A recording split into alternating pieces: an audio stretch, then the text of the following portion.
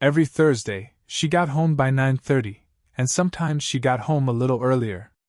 It was always 10:15 p.m. when he got home from a lodge meeting, so you couldn't be too careful. It could be used to set your watch. He did it because her dad made him, and he did it to make them both happy. But after he joined, he liked the part about being in the civil service. People chose him to be chairman of the scholarship group on the board of governors because he was so good at planning social and charitable events. He worked very hard to get people to back the idea and raise money for it. Because of what he did, they were able to give 2 scholarships to qualified high school seniors each year. Before he got home, she made sure she was clean and looked nice. She sometimes went to bed, but most of the time she waited for him, and they talked about the day before. They talked about the scholarship fund and other normal things that married people talk about before bed. They kissed sometimes, but most of the time they just held hands until they fell asleep. When she pulled into the driveway, it was the first sign that something might not be right. She couldn't get into the garage because his car was parked so that both doors were blocked. As she got out of the car, she felt uneasy. He just talked to her, and she told him she was home not long ago. She really liked this house, though. She was sure that living in an apartment was better, but she would let him talk her into this house. Her Polly was up for a pretty new 3-bedroom house on a small lot.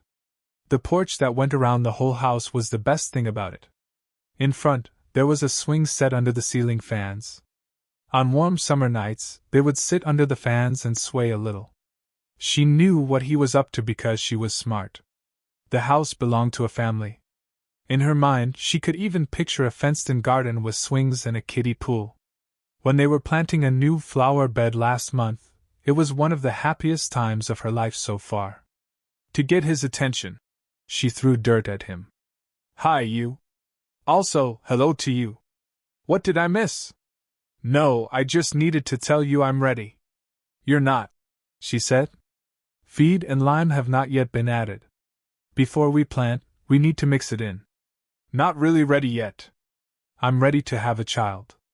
She thought, "Thank goodness the flower beds are soft." As he jumped on top of her and pulled her close. After that, they made love slowly and gently, more like an exchange of minds than body fluids.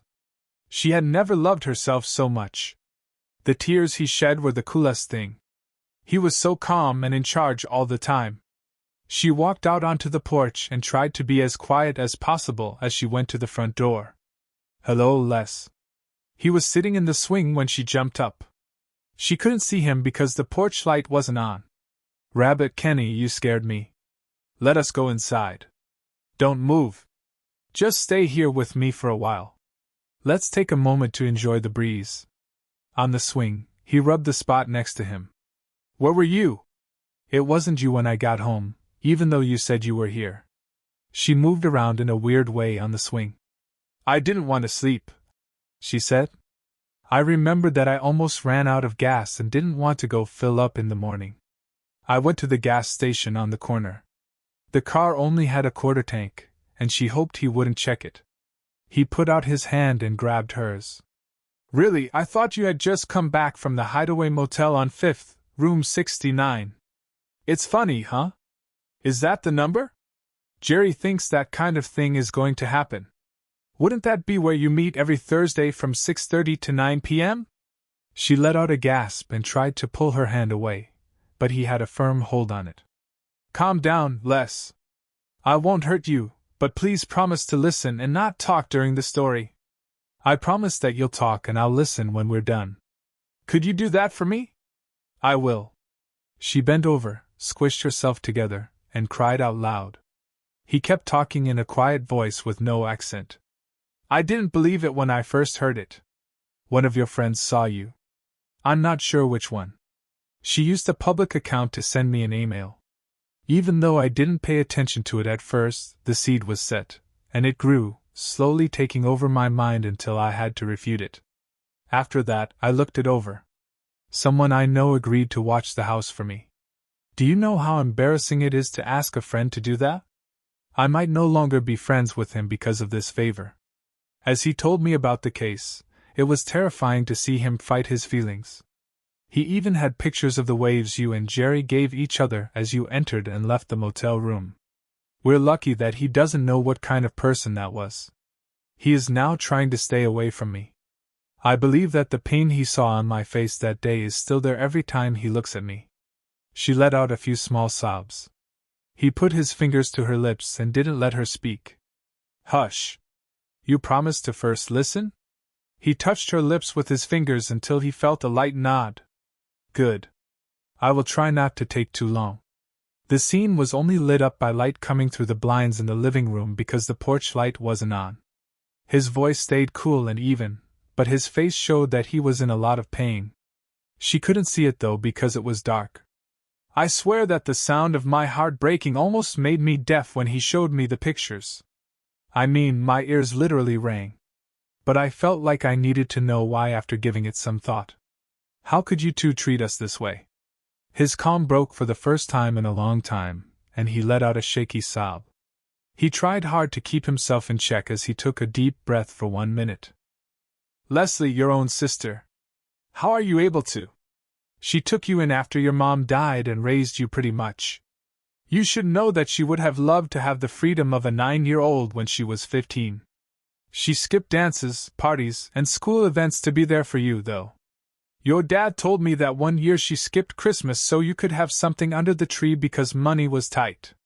You should know that she loved you more like a daughter than a sister. Even if she deserves to know the truth, she will find out in the end. I love her too much to hurt her like that, so I won't tell her." "That's a good thought. She's a wonderful woman. But I don't think her heart is that big to forgive you, Les." It got harder for her to hold back tears as she realized for the first time what her actions had led to. She remembered how happy and proud she felt to have a secret and get away with something. It looked so silly to her now. She was already thinking of ways to fix things because she really wanted to make things right. Why did she do something so stupid? She knew that he loved her very much and would forgive her for anything. It held her together and helped her understand why he would never leave her, even if she got caught. She felt doubt for the first time. "Les, I should have known. That's why I bugged your purse. It was taking over my life. Do you remember the cute flashlight I got for you? Also, you could record your words on it. What you can find online these days is crazy. What did I notice? You two didn't have a spark. It was like, 'We're here, let's do it so we can get home to our families.' He even called it a quick bite to tear off a piece. One time, which made you laugh and agree. Why did you do it if it didn't mean much to either of you? For some reason, it gave me hope. It might be over soon if it didn't mean much. If it did, I would be sure to tell my grave about your affair. I was going to change the way I do things to make it hard for you to keep your meetings. Since it didn't mean much and I made it hard for you to meet and dropped enough hints to scare you too, I thought you would give up. I took the tape recorder out of your bag, but then I did something bad. I paid attention. That's why I cried when you said you were ready to have our child. Because of that, and to me, it meant that your relationship had reached its end." He stopped and kept quiet for a while. He took her hand and lightly shook it. When she tried to speak, he told her to be quiet and that she'd have another chance later. He began again after some time. "After that I played the tape. Les, it was what killed you. He told you it was the last time, and I heard you say it. I thought I heard angels, but it turned out to be devils gnashing their teeth with joy. I still have the tape if you can't remember your answer." He pushed a button on the tape, and she heard the words that broke her heart. "Jerry, of course you don't. Just enough to make me pregnant. I love him and want to be sure it's his child. Once the doctor says I'm really pregnant, you'll be back on the horse in 2 weeks. We might need to get together more often." Kenny could see that her face had become very pale even though it was dark outside. Her fast breathing showed that she was starting to hyperventilate. He waited until she could breathe normally again. "Les, you have no idea what was going through my mind. Terrible thoughts, so mean and disgusting that I feel bad they even crossed my mind. I was going to kill you and maybe even Jerry in a slow, painful, unhappy way. Finally, I cooled down and gave things some thought. It's been 2 weeks since I last thought about what to do. It took me a while, but I finally got back at them in the best way possible. Les, I bet you can't wait to find out. She was scared to death. All right, honey, here it is. I don't understand why I didn't think of it earlier. It was so simple. You'll no longer be able to love me. The two of them will never be together again. It's just Kenny and Leslie from now on. We are no longer one. We will never have kids. I wanted 2 girls because I believe there should be more girls like you in the world. A little boy with your ease and my height will never come together. There won't be ever. We will never go to Ma's class on how to get ready for birth together. I will never put lotion on your stomach to get rid of stretch marks. I will never hold your hand and cut the umbilical cord in the delivery room, when you are sick as a kid, when you leave for kindergarten, middle school, high school, or college. It will never happen. They won't talk about birds and bees, win sports games or lose, take driving lessons, lose sleep when they first start dating, or have grandkids when their hands shake so badly they can't cut their golden anniversary cake. I'm not going to help you hold on. You will never be sad about losing me, and I will never be sad about losing you. I turned down an offer to buy this house because my partner and I love it so much. No matter how much we love it, we'll never own it together. He finally started to cry. Les, you killed us really well. It was like you put a gun to our heads and shot us. I've given it a lot of thought. It's getting old for me to think, cry, and feel lost and alone. A good woman must be looking for a guy whose only skill is to love her until the end, being sure that she will never break his love and trust. I won't start looking next week or next month, but soon, Les. She must be around here somewhere. He let go of her hand, stood up, and forgot to take his pants off. Les, I'm going now. I already got what I wanted, which wasn't much. I didn't want anything to make me think of you. I forgot to take a picture of you and me together. The pictures in my head will keep me busy for a long time. He turned around when he got to the end of the porch. Les, I hope you meet someone. Don't forget that I'm not going to move or quit my job when you do, so we'll see each other sometimes. Do not try to talk to us because it would be embarrassing. Maybe I'll leave quietly, but if I have to, I'll do it in a loud and rude way. Just one more thing, and I'll be gone. You need to tell your family. You made this mess, so clean up however you like. Just don't blame me. I will support you if you say it didn't work out. One more thing I forgot. Tell Jerry not to come near me. Tell him to leave if he sees me in a bar, diner, or any other public place.